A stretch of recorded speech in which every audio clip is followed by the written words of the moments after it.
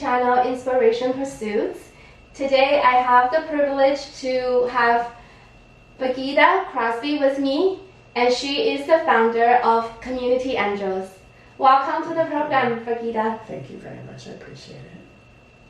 So tell us something about the program that you have started for Community Angels. It's a non-for-profit organization. That's right. Community Angels is it's Community Angels Food and Housing Support Society, now located in Chilliwack on Main Street, and we are just a whole bunch of really good people in our community coming together to make it better for people that have been struggling with food insecurity.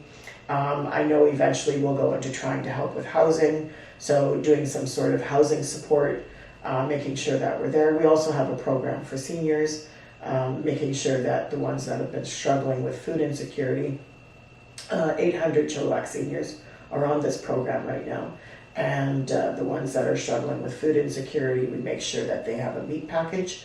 This is a monthly program, and they are given fresh fruit and vegetable for free for the whole month, as well as non-perishable food items, including Ensure protein drinks and pull-up pads for free as well.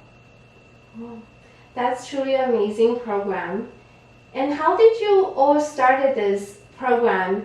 I understand that Community Angels just founded this year.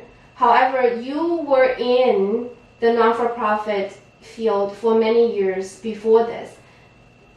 I was. I did. I did volunteer for the Autism Society a long time ago, and so I had a fundraising background from that as well in Vancouver. But as I moved forward in life and realized that I was going to retire from the hospital, I had worked there 35 years. And started my business, Tidal Foods, 35 years. I started on my pension check, and just helping in the community of Chilliwack and doing our best to make sure that people had food, because somebody had sent me an email, Brigida, I can eat one day, I cannot eat for two, and it was during COVID, and it was a senior. And so just, starting Tidal Foods was just me out of my car, who can I help? And it was a case of chicken breast, and it was a really good price. And I just went on Facebook. It was during COVID, so nobody really wanted to spend money, and I didn't.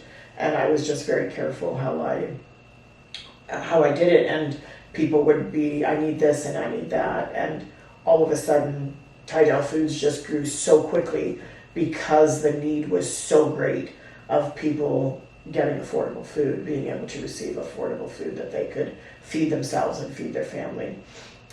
In doing all of that over the years, then I realized that there were a lot of seniors that were not eating, or they were hiding in their homes, basically calling them the hidden homeless, because they're not necessarily going to reach out to their children and be, hey, I need the help. They're not going to do that. They're very proud people.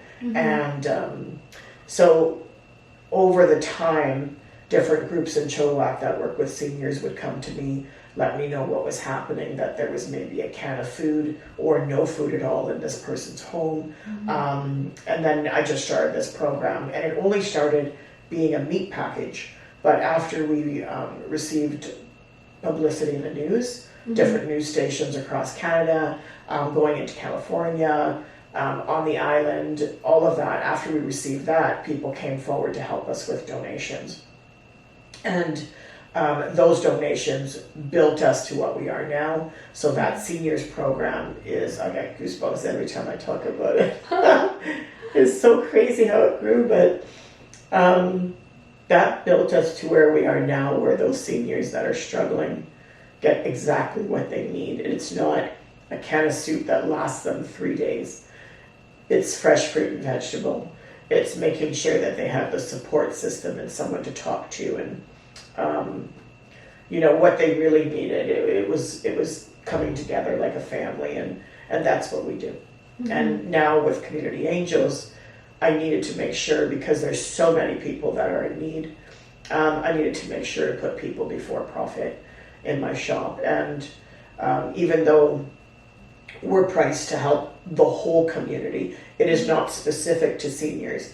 We help everybody in our community by setting a price point that people can afford. That when you come in there, you know you're going to purchase something and you're going to buy it for your family. In return, it is those people that was helping the seniors program continue to grow, because that's how I was able to continue to buy fresh fruit and vegetable. And the non-perishable food items were donated from my customer base. Now it is now a nonprofit, Community Angels, and I'm so happy that it is, and it takes a little bit of pressure off of me, because now I know that we have that, and that's what people, I think, really needed to see, for people to come forward more and help a little bit more. And now I know those seniors will be okay, and that gives me great comfort. Woo! It's crazy, because over the time, I'm so sorry, over the time we've seen seniors, like, I didn't know what to expect, and I don't think I expected to see one of our seniors that is 70 years old and 69 pounds. And every senior has a different story. There's never been one story that is identical. And then I had written a song, because one of my seniors came in that is on the program. And at the time we had the non-perishable food items in the back of our shop.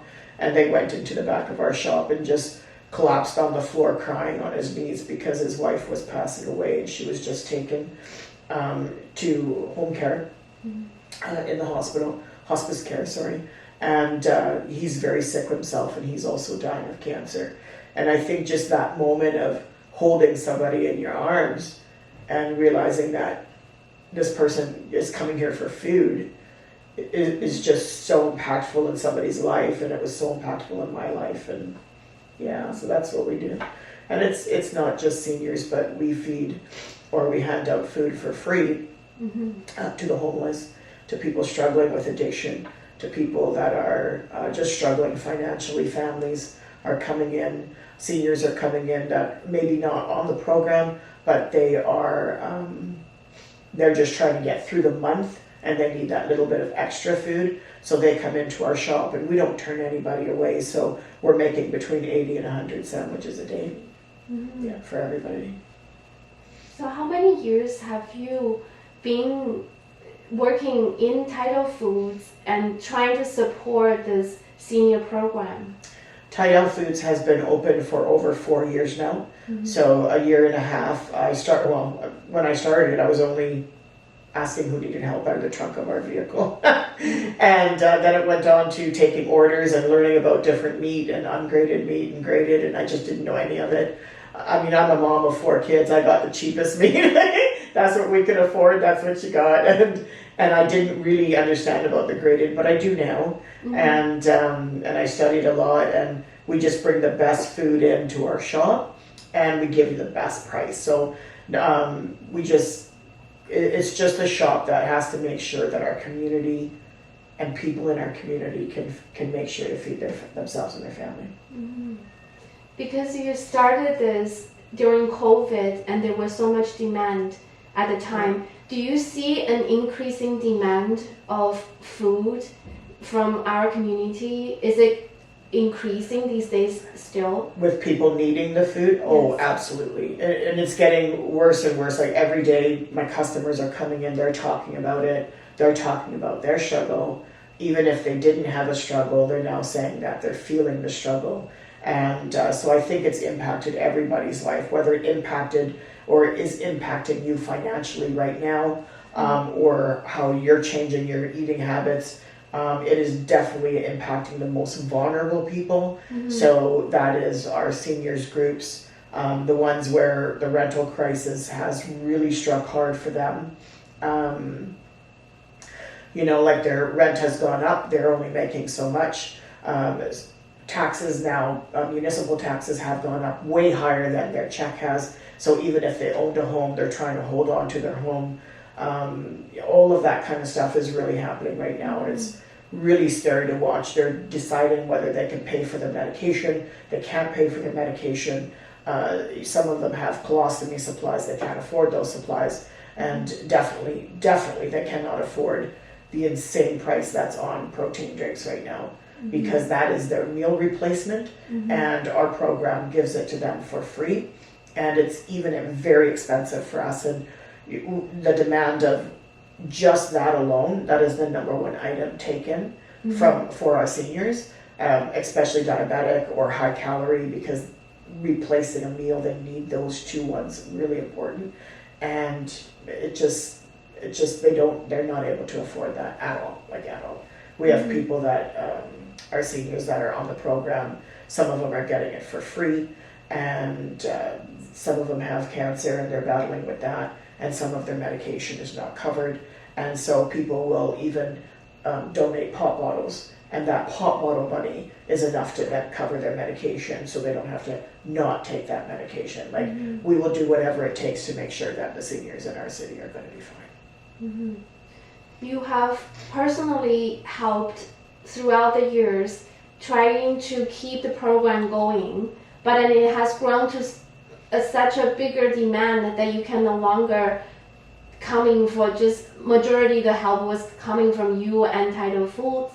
That's right. And now you have registered the non-for-profit, and hopefully we can reach out to more people in the community and possibly other nonprofit organizations and other charities to come forward and work together to help people in our community that's in need. Correct. And so with Community Angels, I have always thought in my heart that there's so many good people in Chilliwack, and there's so many good people in all cities across Canada, and wherever people are, right? Wherever you are located, we can all do something. Somebody had said to me, responsibility is two words, Brigida: response and ability.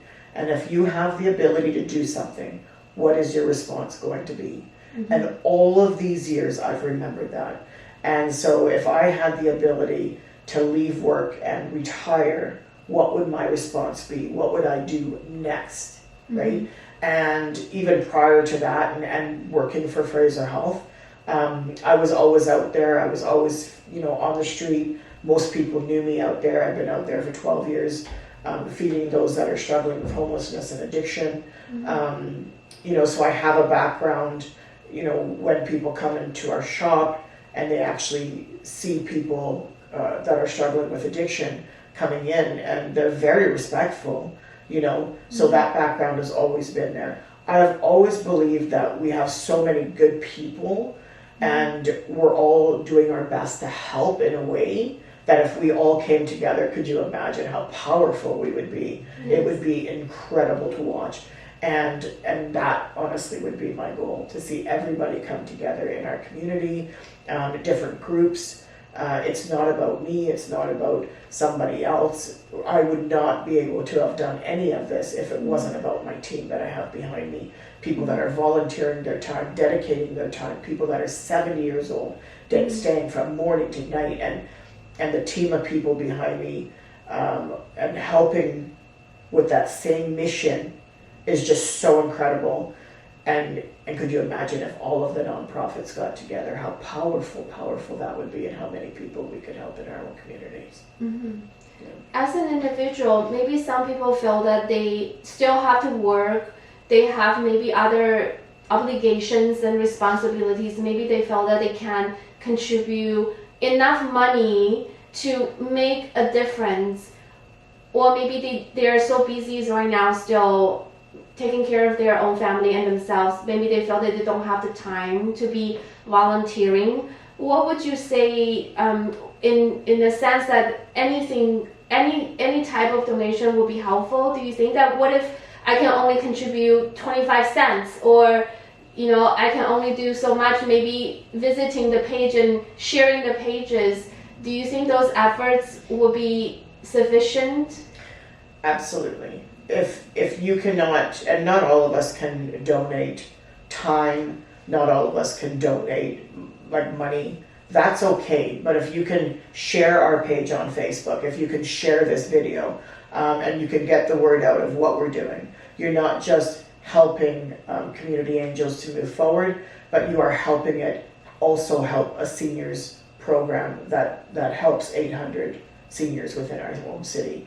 And if we're able to spread that and be able to be bigger and move it to cities or towns like Hope and around that area and help this grow, that would be such an incredible gift to give the people that are really hurting.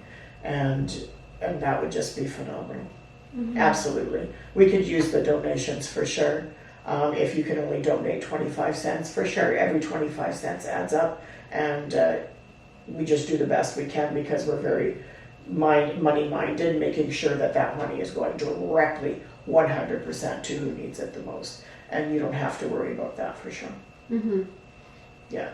We have started this program, and this program is mainly for seniors and in Chilliwack right now. However, we can see that the effort that we can put in, that potentially this program can grow into helping more and more people, because there are maybe other people who is silently suffering, like you have mentioned, and they could be too proud or they might be embarrassed to come forward to express their challenges. And how did you grow so close to the seniors on your program? How did you build the trust over the years so that they will be feeling to coming to you, they won't feel being judged, they feel that you will truly help them and understand their struggle? How did you establish that trust? The first one for different groups, there are definitely families that are struggling. There are single dads, single moms, families, those that are struggling with homelessness and addiction. They still need food, and we still need to be there for each other, right? So that brings this program, and Community Angels brings everybody together to do that and do it as one. So I could not be more proud that this is happening right now. I'm just so grateful to watch it grow into a nonprofit. And the trust with the seniors was built over time. I think just working at Fraser Health for 35 years, being able to work with the public, being able to work with seniors, being able to work with, I worked in acute care, and then I injured my back in nursing, and I went into communications for Fraser Health. And so I think over those 35 years, and then also running in an election, realizing that I was fighting for the rights of senior citizens, people with disabilities, and those struggling with addiction and homelessness. That kind of opened my eyes as well. And I had a difficult childhood. So I'd always remembered, you might learn to forgive somebody for what you've gone through, or everything that we've gone through, every struggle that we've gone through has really taught us something when we've come on the other side. And what you never do forget, though, is the pain of the pain. You will never forget how it made you feel, right? And so in knowing all of that and learning all of those things, and then moving forward, I feel like I've just been blessed. I'm a very compassionate person. And so I've always kind of because my childhood was difficult, I always watched other people's families and realized it wasn't my family. It was so different. And my eyes became open that way. I think I just learned how to feel people's pain and struggle. And then I struggled with homelessness myself when I left an 18-year marriage because of domestic violence. It was those times where I was too scared because people knew me to come out and say, hey, I'm struggling. I just laughed, and I had a very successful business at the time. I had a great home, all of that, and walked away from it all to keep myself safe and my daughter safe. So knowing how that made me feel, and eating out of the garbage of KFC just to just to eat, just to survive. That moment and that feeling, I will never forget. I just will never forget that. So that's the feeling that I know when I see somebody struggling. And I remember that feeling so well in myself that I just don't want to ever have somebody feel that. And when you've gone through so much struggle and so much pain and you make it to the other side, you just turn around and help the person behind you. And I think that's what all of this has been about. And I'm very spiritual. I have a very personal relationship myself with Jesus, and so I live my life forward in faith, and I'm as shocked as anybody else knowing that this has grown into what it is. But I just, pray and ask, for that guidance, and I've been very blessed. Because of the pain, the same or similar pain, the hunger, the insecurity that you had to live through just to survive, and even perhaps to even have, to care for your children at the time, and, not being able to provide for yourself or for your family at the time, it really hurts you because you were recognized as, a different person in the community. People would see you as the successful business person, right? It appeared that you have this great life at the time, but the reality is, you had to escape that life. I did. The other side. And that really was so powerful to see all these other people now that is suffering, and you have lived through that, and you certainly can prioritize that, saying that, that is a true struggle, and you don't want anybody else to continue to suffer like that. I think, when I was in my marriage, you don't really see it. You just become a mom, and you're a mom, 4 children, and you do everything for everybody around you, your family, your friends, you just keep going because you have to keep going. Yes. And then all of a sudden, domestic violence happened, and even to this day, I still put my job back into place daily, every single day, and to find the strength to actually walk away from everything that I've known was really difficult. And then you go through this struggle, and you fall down and you pick yourself back up, and you fall down and you pick yourself back up. You're trying to find your self-worth as a female, I guess. This is what I went through, and you don't feel worthy. You're a strong person. You're a strong person, and I'm very grateful that I've always had that strength, I guess. But I didn't have it when my marriage ended, and it was all I could do sometimes, to just crawl out of bed, and my daughter would be like, "Mom, you have to," and I just didn't want to. I definitely battled situational depression for sure, and I just didn't know or see a different outcome. I didn't know where I was going. That was probably the first time where I didn't have control of my own life. I didn't know, I've always been a strong person, knowing where I was going, made plans, did this, did that, and then it was done. And I walked away, and it kept me safe, and it kept my daughters safe, but I fell down for sure. And in that falling down and falling apart, you find faith and you find yourself. And I'm so grateful. If somebody said to me, "Brigida, what would you change about anything in your life? Would you change anything?" And I would say to you, not one thing would I ever change. Everything that I've been through, every struggle I've been through, even being, beaten up, told he was going to kill me that night, going to kill my son that night, all of that, I would not change any of it, because it made me who I am today, for sure. That is such a powerful... And it was a very difficult ride along the way.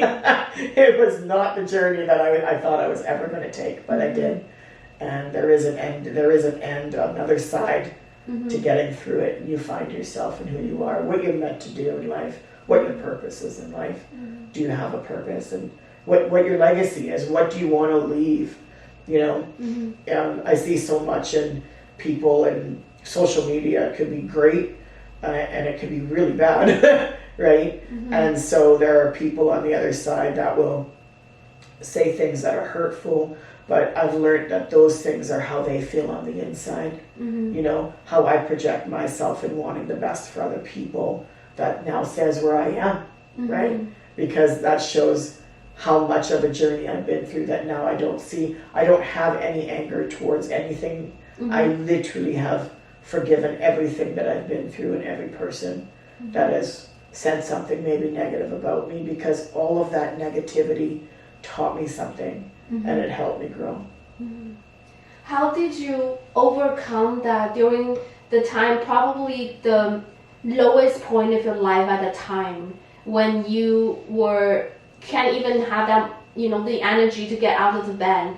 And how did you overcome that? Was this something that you mentioned about faith? You mentioned about finding your purpose. How did you find that purpose? How did you not carry on your life and saying, hey, look at me, I'm a victim, so I'm not capable, right? You stop belittling yourself. You truly, you always being a strong person, and you've done things and you help people. That's always been, in your passion. But how at that moment, what would you think is that point? Was there like a light bulb moment and saying that, if I fell down before and I can get up again? How did you motivate yourself to just change your life from that lowest point of your life?